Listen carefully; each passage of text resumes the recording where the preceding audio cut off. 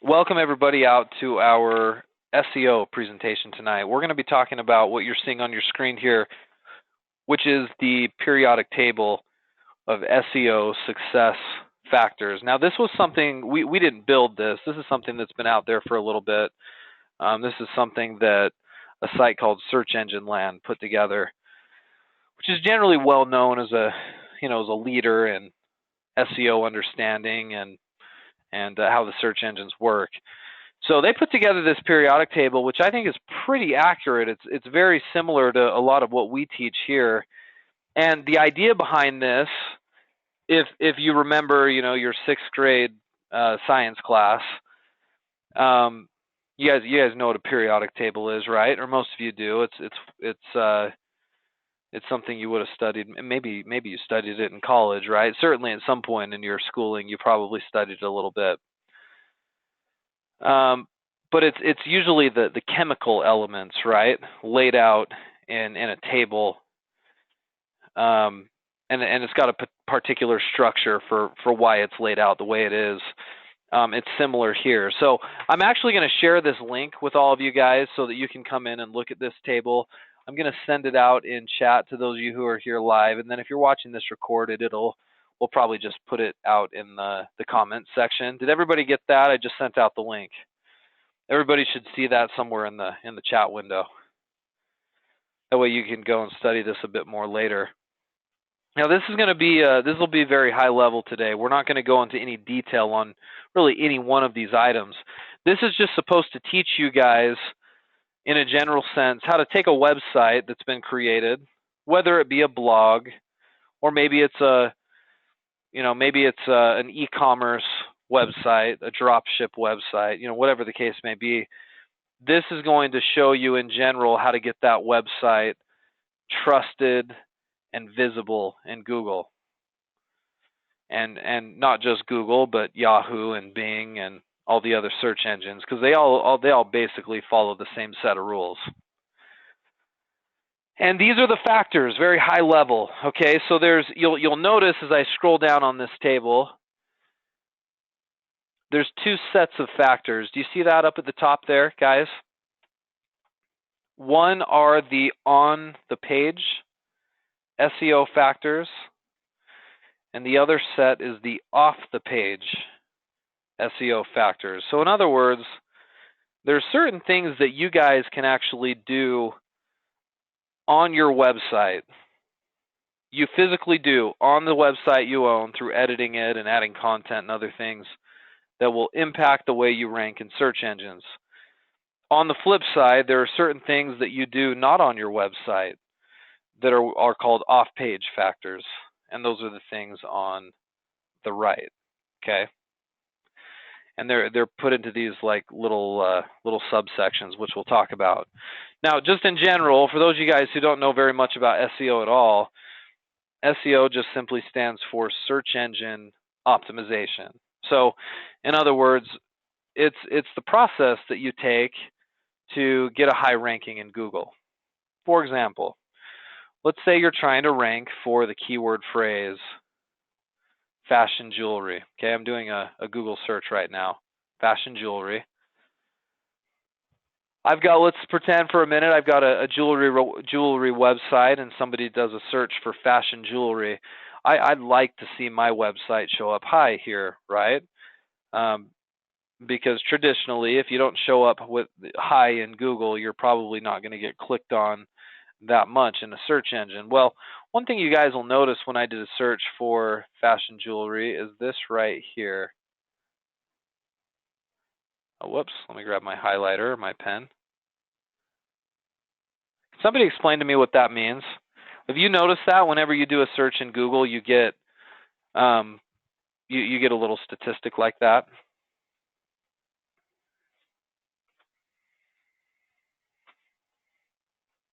So Google is basically saying what? I did a search for fashion jewelry. I'm somebody wanting to buy some jewelry right now. What is that telling me right there? It's the number of pages. Okay, so not the number of websites or not even the number of links. It's simply just the number of pages that are out there in Google that's related to this keyword search right here, okay? It's a big number, isn't it? 11,800,000 pages. Now let me ask you a question about that 800,000 pages.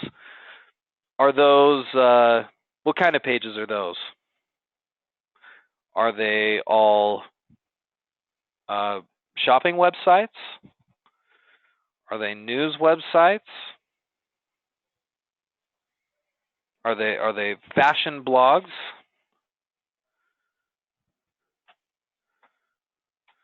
Maybe they're Facebook pages that are coming up.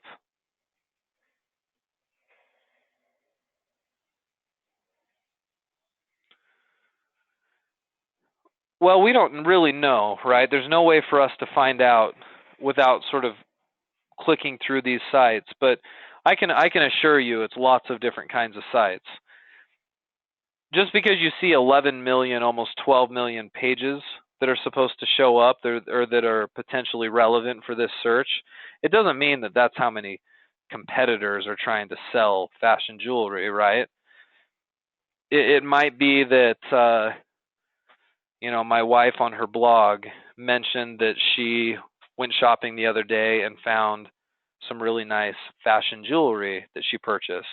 If she but just mentioned fashion jewelry, that would count here. Or how about this?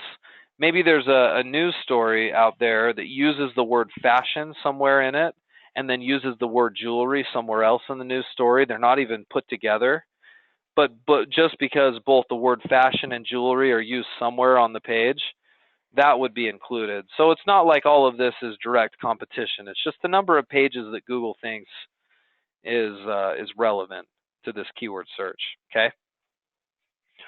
Well, it underscores the need for you guys to rank on the first page. Now, how many first page links are there here? Well, we can certainly look. For this particular keyword search, let's count them. First of all, I want you guys to look at this really, really quick. These right here are simply just ads, correct? These ads right here are paid ads, so these don't count.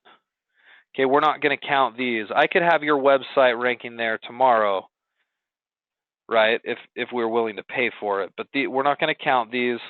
And I guess statistically, it's a very low percentage of clicks actually happen on these, on these first 4 ads right here. I think it's in the neighborhood of like 30% of clicks happen there, even though they're at the top. Most people scroll down a little bit, right? They scroll down to what are called the natural listings, which are right here. These are the ones that count. So count with me real quick. There is 1, 2, 3, 4, 5, 6, 7, 8, 9, and that's it. Because yet again, these right here don't count. Those are ads. These are images. That doesn't count. Okay. Now those are things that can like draw people's attention away, and some people will click on the ads, but really you're just looking at these right here. So there's only, sometimes there's around 10 or so, right? That's usually a pretty good guess. If you say how many listings are on the first page of Google, somewhere in the neighborhood of 10. Okay. So really we got to get our site somewhere here, or a page on our site somewhere here to get clicked on. These guys right here, because they're the #1 organic result, are probably getting the lion's share of the clicks. This page right here, the second listing, gets a lot of clicks. So does the third, so on and so forth. But your #1 listing is going to get the lion's share of the clicks. Okay. Okay, let me erase this. Hey, if you're having trouble with the audio, and Russell, you've mentioned it a couple of times, I actually don't think it's on our end. I think it might be on yours. You'll have to check your internet. And if the audio doesn't sound good, you can always watch this recorded a little bit later on. Okay, so that's the first page. Guys, we need to get our site to rank here, or a page on our site to rank here. Now, let me ask you guys a question. Does anybody shop the second page of Google? If we go to page two of 11,800,000 results, do people search there? Or will you get clicks? You will. You'll get a few. So if you're on page two, you know, especially this one right here, this is Macy's on page two. This one right here, we'll get some clicks. So will this JCPenney one, right? You'll probably get some clicks on page two. Page three, page four, page five, probably not. So 1 and 2 you need to be on, and especially 1 if you want to get a lot of clicks, right? Well, the question is then, if you want to end up on the first page of Google, how do you do it, right? What's the strategy? What's the recipe to get your site to show up? Because it seems very incredible that you could get your site here, considering this fact right here, that for this keyword search, there's 11.8 million results, okay? So what's the strategy? Well, that's why we're bringing this up tonight. Very, very high level. This is your recipe right here. There are certain things you do on your site, and there are certain things you do off of your site in order for you to get trust and rankings with Google. Google doesn't just trust everybody. In fact, Google has made a name for themselves and has become a multi-billion-dollar company because they're very good at one key thing, and that's that they can sift out all the garbage. They can figure out what's a good website versus what's a bad website really very quickly, right? So that's why everybody uses them, because I know if I do a search in Google, Google's going to give me a decent site and satisfy my search request. But we can manipulate Google a little bit by following some of these guidelines. So let's look at the on-page factors real quick. And these factors on the document, if you go into if you go and actually look at the PDF file that I linked all of you guys to, there's actually an explanation of all these factors right out here on the left. So you have the content section, okay? And content has, you know, a number of different items here. It's got one called quality, one called research, one called words, fresh, vertical, answers, and thin, okay? And if you look here in the periodic table, that's all of these that are listed here vertically, right? You see these over on the left-hand column. I guess I could take my pen. It's these going down right here, so on and so forth. That's the content category. So what about content, right? Well, let's look through some of the things that the periodic table suggests. Number one, you'll see here at the very top, and the order does matter, by the way. So what's listed at the top is weighted more heavily than maybe going down. But number one is quality. And here's the question that's asked right here: are pages well written and have substantial quality content? We could do our own training on quality content, and we have before. But the general guideline is the content you're creating on your website really that good? If it's a blog and it's supposed to be educational and you're writing articles, is it really good content, or are you just regurgitating other stuff that's already been written? You're not adding a unique touch to what you're writing. Or if you're an e-commerce site, is all of your site mostly just copied content that doesn't really add a lot of value, and other products like that already exist? How quality is your content? That's a big factor in search engine rankings, okay? Second thing, research. Have you researched the keywords people may use to find your content? Those of you guys who have done a lot of SEO training with us know that we talk a lot about keywords, and we have a whole training course on how to make sure you've researched the right ones. That's the second one on the list. You have to have done really good keyword research. The third one right here, words. Do pages use words or phrases you hope they'll be found for? And that's That's basically you taking your keywords that you've researched and putting them in the proper places within your content. Fourth one, our page is fresh and about quote unquote hot topics. There's a factor that Google looks at, and that's what they call the freshness factor. It just means, is your content current? Like, are you writing on a regular basis? Are you talking about things that are trendy and interesting? That actually does factor into your rankings as a whole. The next one is called vertical. Do you have image, local, news, video, or other vertical content? So what does your content actually consist of, and is it diverse? Does it have a lot of different things on it? Answers. Is your content turned into direct answers within search results? So as you're doing your keyword research, do you have a lot of content on your site when somebody does a keyword search for why are gas prices going up? Question mark. Or what's the trendiest fashion jewelry? Question mark. Or what jewelry is trendy for 2016? Question mark. Do you have content that actually answers those types of questions? That often impacts rankings. And then the last one here, thin. This is one that a lot of you guys struggle with. Is content quote unquote thin or shallow and lacking substance? Like, are you writing content, blog posts, blog articles, or product descriptions that are just sort of, you're just doing it to do it, and that's it? Or are you actually trying to make it usable and interesting and valuable? We talk a lot about this for you guys who have e-commerce sites, that you're supposed to take your copied product descriptions and rewrite and change them. And there's a good way and there's an excellent way to do it.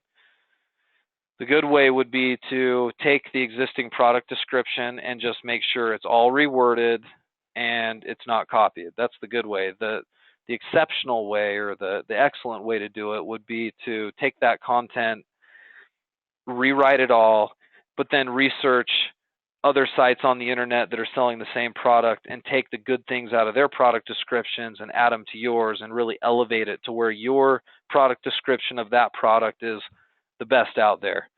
It's the clearest, it's got the most information, and you can honestly say your content is better than everybody else's. That's the opposite of thin content. And I think if there's one thing I want to highlight tonight, if you're struggling with rankings, ask yourself that question. Is your content really thin, or is it substantial? Does it have some meat to it? So that's the content section of the on-page factors. Okay. Then you've got the architecture section, and then you've got the HTML section. Now, I'm not going to go through all of these in detail. I wanted to touch on the content one in detail tonight. Let me just highlight the other ones. The architecture one. A lot of this stuff, if you're using a good platform, you're probably in pretty good shape. So crawl, for example, can search engines easily crawl pages on your site? Well, if you've submitted an XML sitemap to Google, it probably can. Duplicate, does site manage duplicate content issues well? Mobile, does your site work well for mobile devices and make use of app indexing? So is your site a dynamic site? Is it a mobile site? Most of you who are doing Volusion sites are. If you're using WordPress, you need to make sure you're using a template that's mobile friendly. If it's not, that's going to impact your rankings for sure. URL or speed, does your site load quickly? Speed is actually a factor. If you have a really poor server and your site doesn't load very quickly, that shouldn't be the case on Volusion. It shouldn't be the case on most well-hosted WordPress sites either. But if you've got a slow site, that could hurt your rankings. So on and so forth. URLs or keywords in your URLs, so on and so forth. I don't want to go through all of these. HTML, it talks a little bit about SEO here and what you're doing with your keywords. So that's all of the on-page stuff, okay? If you can give yourself an A or an A+ in those sections, on all of your pages, then you're doing a great job on the on-page factors. Now, most of you guys, because we emphasize it so much, tend to do very well in that area. On page, you do a good job. This is where it gets a little more variable, and that's the off-page stuff. I don't know why that is. Maybe we just need to spend more time training on it, but this part is a struggle for more of you, okay? Because the off-page factors aren't as easily controlled, I don't think. On-page stuff you can do yourself, right? You can do keyword research, you can add keywords to your site, you can make sure your quality content is there, right? You can avoid thin content, you can do H tags, you can do meta tags, right? All that stuff you can control. The off-page stuff sometimes is a little more of a mystery for you. Let me just explain what some of those off-page factors are, okay? So you'll notice this first one right here. Whoops, let me grab my pen again. This one right here, trust. Now this is the #1 reason why most of you guys don't rank quickly, okay? You build this really great looking website. It's a beautiful looking website. It's got all these keywords and you've done a lot of work on your content. But you know why you're not ranking is because you don't have any trust. Google still doesn't trust your site. How do you gain trust? Well, let's look at what some of those factors are. Let me scroll over to the side so you can get the explanation on these.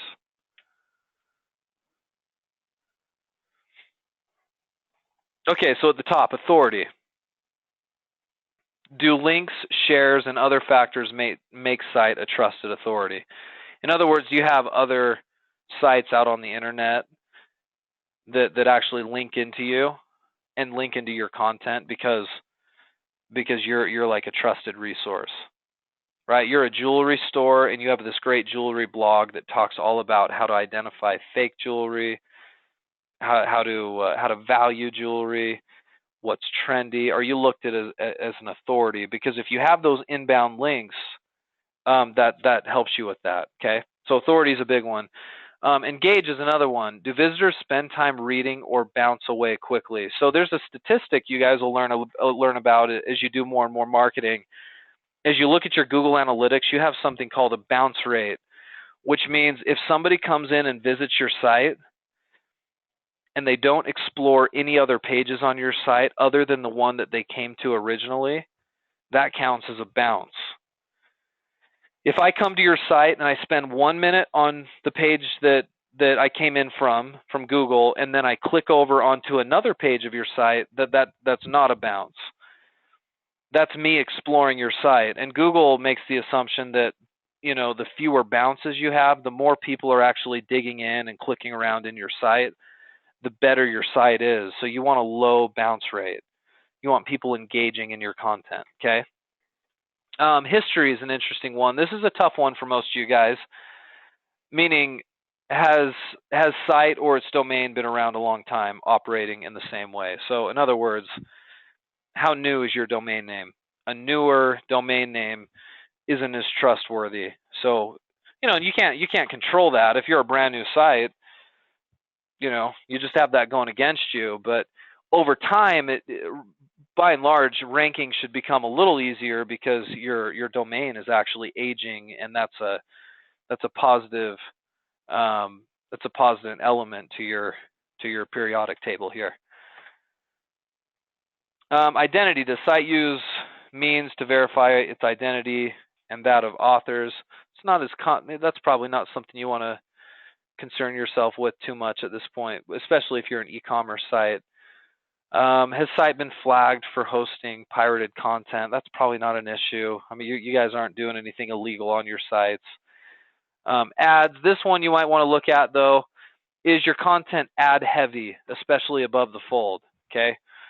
What are we talking about there? For those of you guys who are here live with me and have seen some of my trainings recently, what does it mean to be ad heavy in your content? And what's the term above the fold supposed to mean?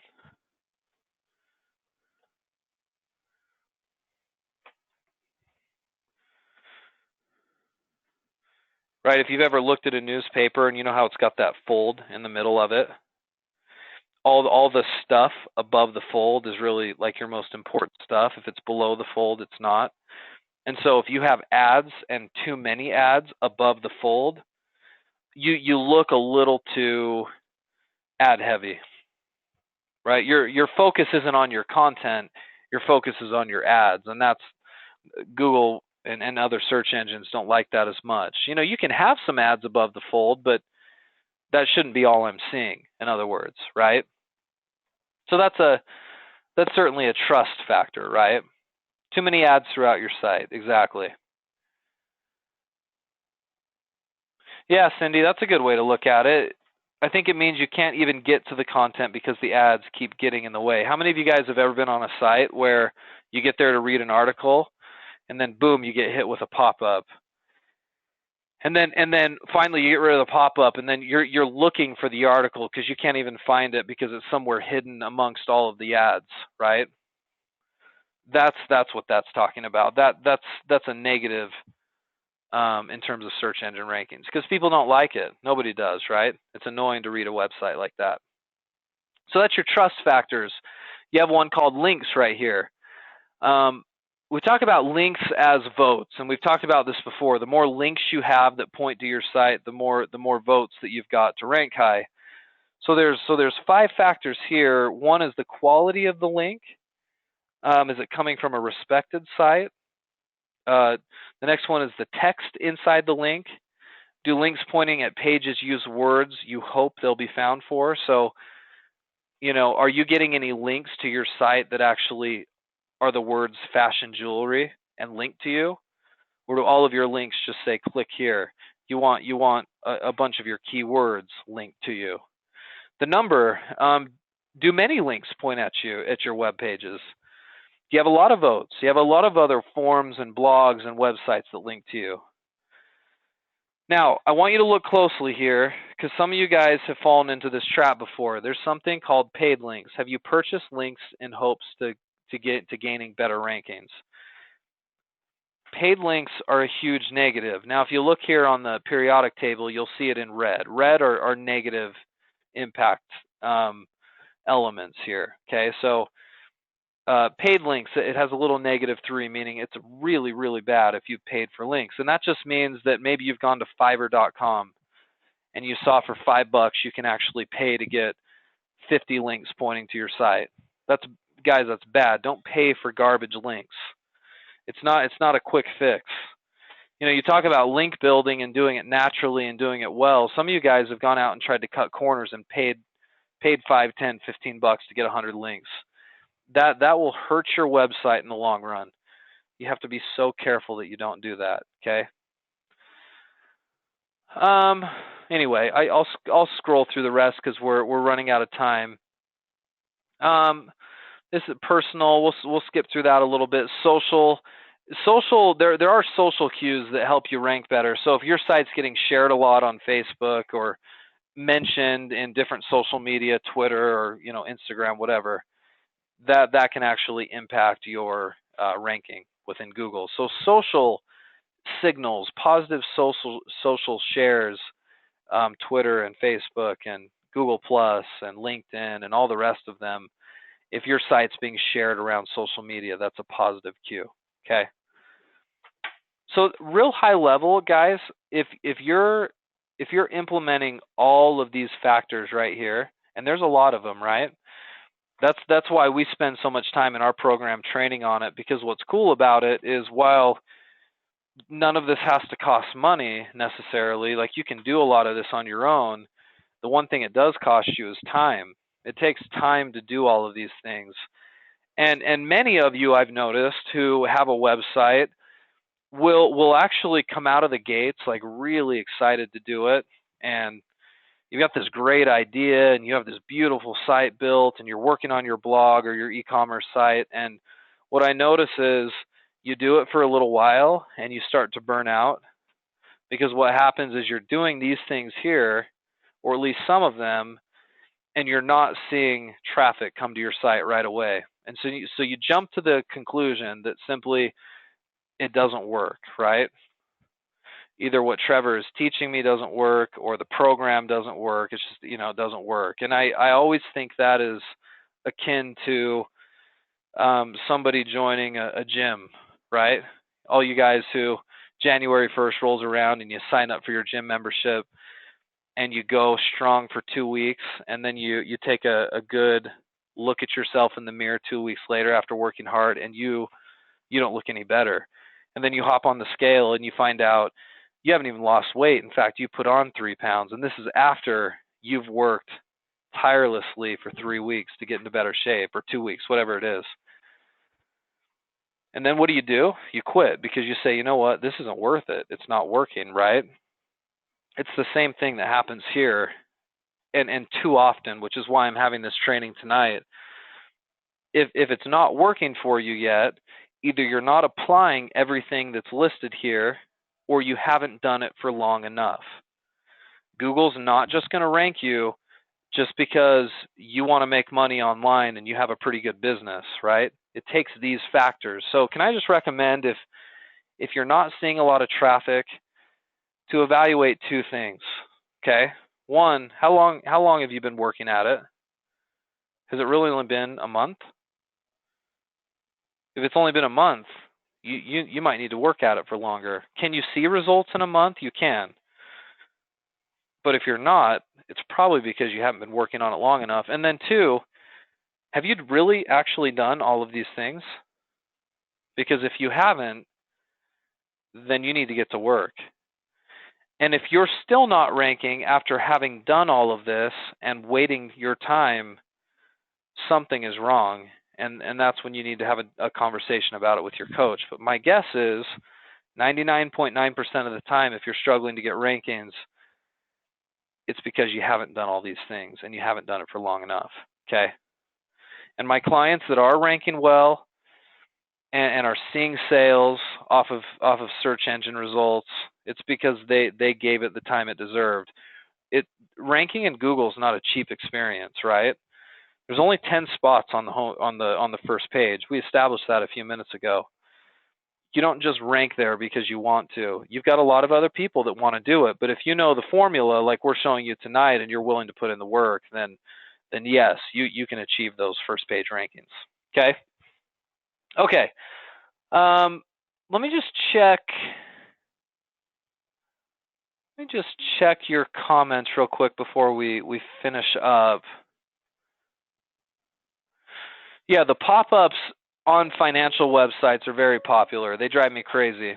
Sometimes they're good in that, like, if they're used sparingly and they're used to get email addresses, maybe they can be effective, but they're always annoying. If it happens too often, it'll drive people away. Good, Kirk. You say you've never paid for a link. Keep it that way. You shouldn't. Funny enough, I used to make, and I'm not exaggerating, thousands of dollars off of people paying me to actually put their link on my site. I used to make pretty good money off of it. So people would contact me and say, hey, if you let me put this person's link on your site, I'll pay you $400 this year to do it. And I just started accepting a ton of those. I had tons of paid links on my site, and I was making a ton of money off of it. And then I got penalized later on, and Google changed their algorithm, so I had to be careful with it. So paid links it's just not a good way to go.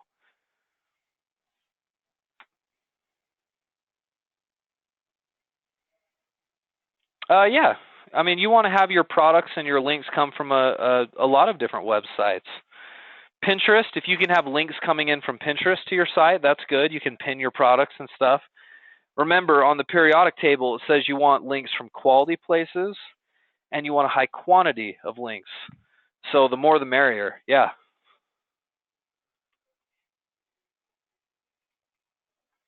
Ads really, Colette, are just a way to monetize your site. You can get links in different ways. Like, what if I've got this really, really well-written article about how to tell the difference between like fake silver and sterling silver, right? It's well written, it's interesting, it has great pictures, maybe a video on it, and there might be people out there on forums or on Reddit or on Facebook or wherever that actually use my site as a resource to answer a question. They're like, hey, somebody posts a question like, hey, I just bought some silver. How do I tell if it's real or not? Because you've got this really great piece of content out there that other people know about. They link to it from that forum or from that Facebook page or from that Reddit post. And the link is counted, and that's something that builds trust with Google. If you're linked a whole bunch, that helps your ranking, right?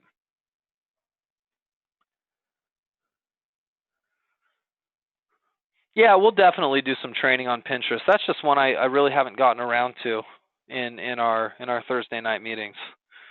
Of course, there's a million things I'd like to train on. We just have a finite amount of time to do it. So you can do some for sure, Michelle, but we're planning on doing some training on it. Yeah. I can, Catherine. I know link building is something that we don't cover enough.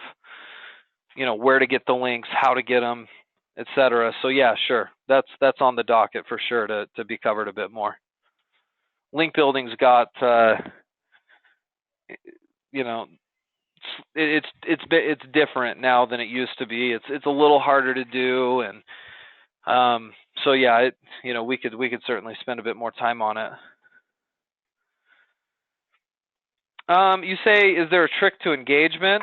Yeah, it depends on your site, Cindy. I mean, blog engagement versus engagement on an e-commerce site, they're two different animals, but it's something that we can certainly discuss. Yeah. Probably in the context of our discussion right now, I won't go into too much detail, but it does depend on your site. Okay, well, I think I've showed you enough of the periodic table. You guys all should have the link to this, so study it on your own, talk about it with your coach, evaluate what you're doing and what you're not, and let's build a plan around this so you guys can start ranking a bit better in Google. We'll be talking about more of these factors in detail. So tonight I prefaced this discussion with it was going to be a bit more high level. Well, certainly it has been, right? I haven't covered any of this in detail. We've gone a mile wide and an inch deep. But in subsequent trainings, I would like to take each of these elements, right, and maybe discuss them in a bit more detail. All right? Okay, well, I hope this was helpful tonight. If you're newer and a lot of this flew over your head, that's fine. You'll learn it as you go. We're glad you came anyway. And for those of you guys who've got your sites and are working on SEO, I hope this helped out a little bit, and it's something you can start implementing into what you're doing for marketing. All right?